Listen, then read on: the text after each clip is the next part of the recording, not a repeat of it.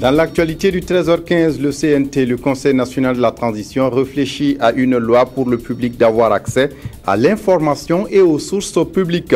Une loi qui va garantir un accès aux documents de l'administration, sauf exception nécessaire et spécifique.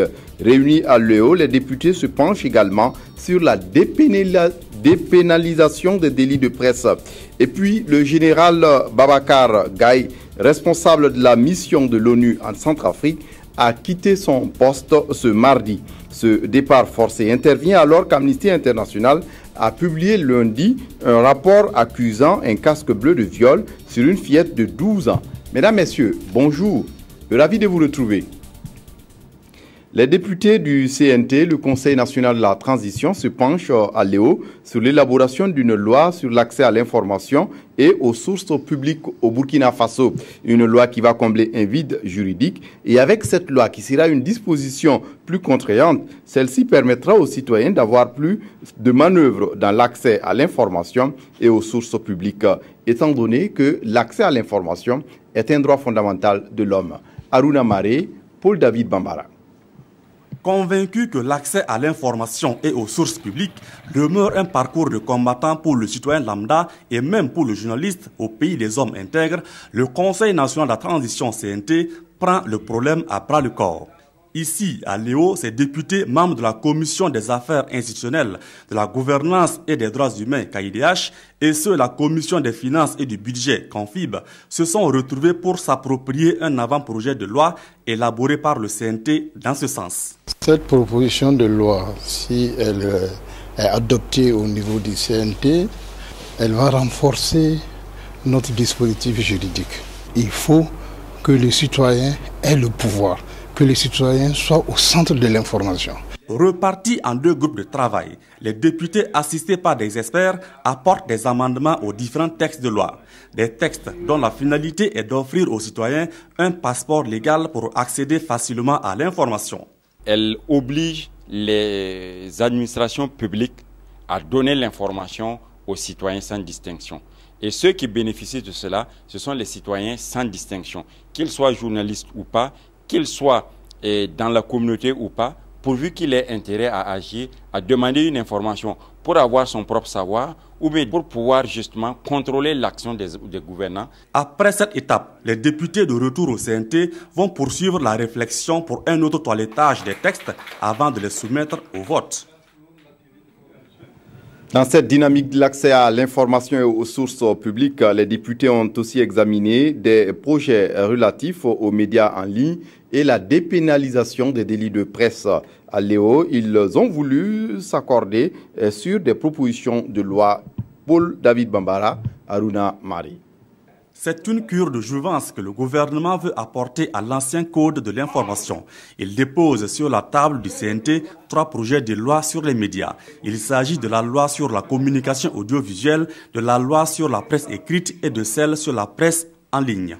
S'accorder sur ces projets de loi avant leur adoption, c'est l'objet de cette rencontre qui mobilise à Léo experts et députés de la Commission des affaires sociales et du développement durable et ceux de la Commission des affaires étrangères et de la défense. Il s'agit d'un atelier qui porte sur un certain nombre de projets de loi qui ont été transmis au Conseil national de la transition et qui sont donc l'objet de cet atelier en vue de permettre à tous les députés de s'en approprier le contenu, les enjeux, mais aussi de voir quelles sont les problématiques qui sont soulevées dans ces textes. Et pour mieux cerner l'esprit de ces textes de loi, ces 3 experts exposent aux députés ses contours et sa portée. La dépénalisation du délit de presse est prise en compte dans ces propositions de loi. Dans le projet tel qu'il est vu actuellement, si la dépénalisation venait à être adoptée, cela voudrait dire tout simplement que les journalistes qui seraient poursuivis pour délit de presse seront condamnés à des peines d'amende. Une fois adoptée, ces nouvelles lois devraient apporter un plus en matière de liberté de presse au Burkina Faso. Le tour à Ouagadougou, le Premier ministre Yacouba Isaac Sida reçoit l'ambassadeur du Brésil au Burkina Faso, Regina Bittencourt. Elle est allée parler coopération bilatérale avec M. Zida, mais aussi de formation des producteurs laitiers du Burkina Faso. On l'écoute à sa sortie d'audience. L'ambassadeur du Brésil au Burkina Faso est allé faire le point de cette coopération bilatérale au Premier ministre. Elle a ainsi profité pour faire une annonce. Nous avons des projets de coopération dans le cadre de la coopération technique. Et par exemple, dans une semaine, on va avoir ici une délégation brésilienne dans un projet qui c'est de vache laitière qu'on a avec le Burkina.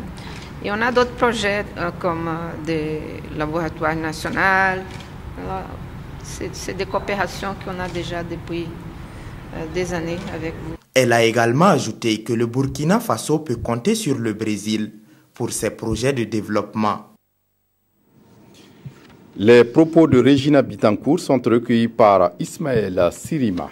L'hypertension artérielle est en phase de devenir une des causes de consultation et de mortalité de plusieurs personnes dans le monde. Au Burkina Faso, on n'est pas en reste.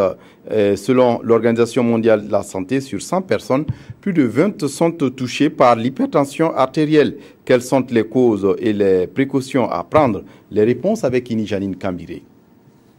L'hypertension artérielle est une élévation anormale de la pression du sang dans les artères. Elle apparaît lorsqu'au repos, les chiffres dépassent 14 cm de mercure pour la pression maximale et 8,50 pour la minimale.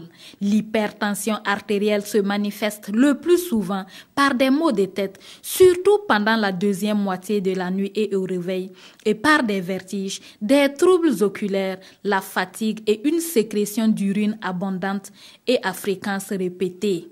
Cette maladie, non ou mal traitée, peut avoir des complications graves telles qu'un accident vasculaire cérébral, une hémorragie méningée et une insuffisance cardiaque ou rénale. Et quelles en sont les causes? Dans la plupart des cas, on ne retrouve aucune cause évidente. Cependant, chez 10% des patients, l'hypertension est conséquente à une maladie des reins, le plus souvent, ou à la grossesse. Il y a aussi les facteurs génétiques, l'excès de sel dans l'alimentation, la consommation abusive d'alcool, le tabagisme, l'obésité et dans certains cas, la contraception hormonale. Pour cette maladie, tout le monde peut être à risque, même les enfants. Mais les personnes les plus exposées sont celles souffrant de maladies touchant les reins, le cœur et les artères, les personnes obèses qui ne font pas d'activité physique et les personnes prenant certains médicaments pendant longtemps. Ce sont des médicaments comme les contraceptifs hormonaux et les anti-inflammatoires. Loin d'être une fatalité, l'hypertension artérielle pourrait être évitée ou minimisée en adoptant certaines précautions. Limiter la consommation d'alcool, éviter le tabagisme et autres stupéfiants. Avoir un régime alimentaire convenable avec une consommation modérée de sel et de graisses riches en cholestérol. Absorber une quantité suffisante d'eau. Éviter le stress, le surménage, les efforts importants et se reposer autant que possible. Exercer une ou plusieurs activités physiques ou sportives régulières comme la marche, le vélo, la gymnastique ou la natation. Enfin, surveiller la tension au moins 2 fois par semaine à l'aide d'un tensiomètre. Et puis le ministère en charge de la justice forme les GSP, les gardes de sécurité pénitentiaire de la MACO et de la prison de haute sécurité sur le respect des droits de l'homme en prison, la contribution des personnels pénitentiaires à la resocialisation des détenus et la session de formation se tient depuis le 12 août et concerne environ une 50aine de GSP. Albéric Bationneau, reportage. Cette formation du personnel de la garde de sécurité pénitentiaire vise à promouvoir le respect des droits de l'homme dans le traitement des personnes détenues. Ces participants, au nombre de 50, sont des assistants de la maison d'arrêt et de correction de Ouagadougou et de la prison de haute sécurité. 3 modules en rapport avec le traitement des détenus leur seront enseignés. C'est d'abord l'évolution de la prison, c'est faire un bref rappel historique de la prison. Et après cela, nous allons aborder la question même du respect des droits de l'homme en prison. Et la 3e communication va porter sur la contribution des personnels pénitentiaires à la resocialisation des détenus. Les 12, 13 et 14 août, ces GSP vont voir leur connaissance renforcée sur les textes nationaux et internationaux relatifs au respect des droits de l'homme en milieu pénitentiaire. Pour respecter les droits de l'homme, pour respecter les droits de ces personnes en détention, il faut que le personnel chargé d'encadrer ces détenus soit outillé, soit bien formé et sache comment prendre en charge ces détenus de façon à respecter leurs droits fondamentaux. Initié par le ministère de la Justice avec l'appui de la Fondation Hans Saïdel, cet atelier de formation se tient sous le thème « Respect des droits de l'homme en milieu pénitentiaire ». Environnement à présent. Pour préserver l'environnement, il faut bien penser à l'éducation environnementale. Et pour mieux faire, le ministère en charge de l'environnement estime qu'il faut commencer par l'école primaire, d'où l'élaboration de guides d'éducation environnementale en cours de validation à Ouagadougou. Kadissa Nogo. Démarré en 2011, le processus d'élaboration des guides d'éducation environnementale des sous-cycles du primaire est arrivé à son terme. Il a été expérimenté dans 6 écoles du centre et du centre-ouest. C'est ce qui explique la tenue de cet atelier de validation nationale des guides d'éducation environnementale pour le développement durable au primaire. La loi du 2 avril 2013 stipule qu'il est institué des modules d'éducation pour le développement durable dans tous les plans, programmes et projets de développement, ainsi que dans les ordres d'enseignement en cours au Burkina Faso. On est parti d'un constat. Nos élèves, nos enseignants, même les plus motivés, ne s'intéressent pas suffisamment aux questions environnementales parce qu'ils n'ont pas une base, un fondement technique pour dispenser les connaissances dans ce sens-là. Donc c'est pour cela que les réflexions ont été menées et qui ont abouti à l'élaboration d'un document qui doit être finalisé ce matin. Si vous intéressez à un élève, il y a certains termes techniques qu'il ne pourra pas utiliser, par exemple connaître même les espèces des arbres, connaître effectivement quelques animaux, etc. Donc le guide va nous donner va outiller les enfants à protéger l'environnement. Pour le ministre en charge de l'environnement, l'école doit servir de cadre pour former les élèves en leur offrant les qualités pour une vie d'adulte responsable à l'égard de l'environnement. Et puis la lutte anticorruption portée à l'écran par le réalisateur Missa Ebié. Dans une série de 26 épisodes, le réalisateur adapte la bande dessinée Kouka, produite par le RENLAC, le réseau anticorruption au Burkina. Par cette adaptation, le réalisateur entend interpeller le public sur certaines pratiques peu honorables de la vie sociale. On fait le point avec Ismaël Sirima, qui était sur le plateau de tournage. Tous à pied d'œuvre pour mettre dans la boîte l'épisode 9 de la série Stop Corruption. En tournant les 26 épisodes de la première saison, Missa Ebié veut mettre le doigt sur une plaie qui ronge petit à petit le Burkina Faso. Nous voulons un peu montrer aux jeunes, aux plus jeunes, à pouvoir savoir ce que c'est que la corruption, à pouvoir être sensibilisés aux actes de corruption qu'ils rencontrent au quotidien, mais surtout à pouvoir dénoncer les actes de corruption qu'ils verront ou ils seront témoins. Ce film est une réadaptation de la bande dessinée Kouka, dans lequel un jeune élève de la classe de 3e se révolte contre toute valeur immorale. Quand il est victime d'un acte de corruption ou bien il est témoin, il s'insurge contre l'acte et il fait tout pour que les responsables de cet acte-là soient punis à la hauteur de leur forfait. Nous voulons, à travers cette série, intéresser donc les enfants à la corruption, à la chose publique, à la bonne éducation, en même temps sensibiliser les parents. Parce qu'aujourd'hui, les parents ne sont plus responsables vis-à-vis de l'éducation de leurs enfants. La série met ainsi en confrontation des acteurs dont l'âge est compris entre 15 et 20 ans et qui tournent pour la première fois. On a d'un côté Kouka, le modèle, et de l'autre, Bila, le fils d'un riche commerçant qui veut toujours prendre des raccourcis dans la vie. Au début, c'était pas facile. C'était pas facile. On n'arrivait pas à se mettre dans la peau même du rôle qu'on nous a donné, mais par les différentes répétitions, on nous a aidé à nous mettre dans la peau. Donc maintenant, bon, on peut dire qu'on s'en sort. En plus de la corruption, le réalisateur veut interpeller les jeunes sur un certain nombre de phénomènes tels que la recherche du gain facile, à l'image de Michou ici, qui sort avec des personnes âgées pour satisfaire ses besoins. Je dirais d'arrêter de ne pas faire comme moi, puisque c'est pour sensibiliser les jeunes filles comme moi. Pour concocter cette série qui mixe l'humour et la dénonciation, Missa Ebié s'est fait accompagner par le Réseau national de lutte anticorruption.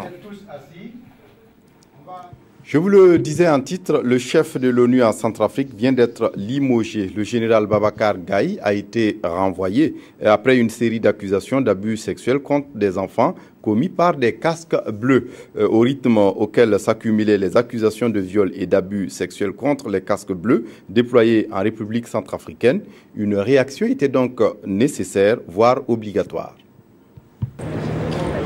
C'est assez, a lancé le secrétaire général de l'ONU qui a obtenu le limogeage du chef de la mission des Nations Unies en Centrafrique, la MINUSCA. Babacar Gaye a été renvoyé après une série d'accusations d'abus sexuels contre des enfants commis par des casques bleus.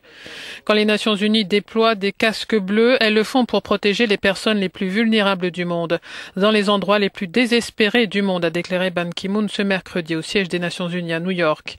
Il m'est impossible de mettre en mots la colère, le tourment et la honte que je ressent après ces accusations récurrentes au fil des années d'exploitation sexuelle et d'abus commis par des forces onusiennes. Je ne tolérerai aucun agissement de ceux qui remplacent la confiance par la peur. La veille, Amnesty International accusait des casques bleus d'avoir violé une fillette et tué un adolescent et son père lors d'une opération à Bangui au début du mois. En avril dernier, des médias révélaient qu'une quinzaine de soldats français étaient accusés d'abus sexuels par des mineurs. Les militaires faisaient partie de l'opération Sangaris lancée en décembre 2013 par la France en Centrafrique. On termine ce journal par la revue de presse. La revue de presse des quotidiens du jour nous est proposée par Evelyne Dabiré. C'est le premier colloque panafricain des jeunes qui fait la une de vos quotidiens.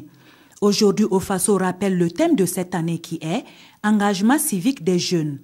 Et la centaine de jeunes venus de 21 pays d'Afrique vont, 72 heures durant, réfléchir aux préoccupations des jeunes, écrit Sidoya. Le pays fait un rappel historique des journées internationales de la jeunesse qui ont été adoptées par l'Assemblée générale des Nations unies le 17 décembre 1999 à Lisbonne. L'observateur Palga retrace le déroulement de la cérémonie d'ouverture et rapporte le slogan lancé par le président du Faso et floqué sur tous les t-shirts des participants. Avec les jeunes, oui, tout est possible. Sans les jeunes, attention. Et ce mot s'adresse à tous les gouvernants africains, selon le président lui-même, repris par votre quotidien le soir. Et pour le gouverneur du centre, ce colloque sera l'occasion de rendre hommage à la jeunesse africaine dont la capacité à dire non aux diverses formes d'injustice n'est plus à démontrer, rapporte le journal Le Quotidien. Actualité hors du Burkina, Sidoya jette un coup d'œil au Rwanda et interroge « Kagame domptera-t-il le syndrome Compaoré ?» Ce confrère rappelle que cela fait bien 2 mandats et un bonus de 3 ans qui ne semblent pas avoir étanché la soif du pouvoir de l'homme fort de Kigali. Le pays informe que le Parlement rwandais lui a donné le feu vert le 11 août dernier pour une réforme de la Constitution après des consultations populaires. Et sur les 6 millions d'électeurs que compte le pays, seule une dizaine de personnes y seraient opposées, rapporte le pays. 10 sur 6 millions d'électeurs potentiels, reprend l'observateur Palga. Conséquence, terrain balisé pour tripatouillage planifié, écrit mon confrère. Le pays conclut à ce sujet, même Dieu ne ferait pas une telle unanimité. C'est tout pour ce journal. Merci de l'avoir suivi. Très bonne suite de programmes sur la RTB. Au revoir.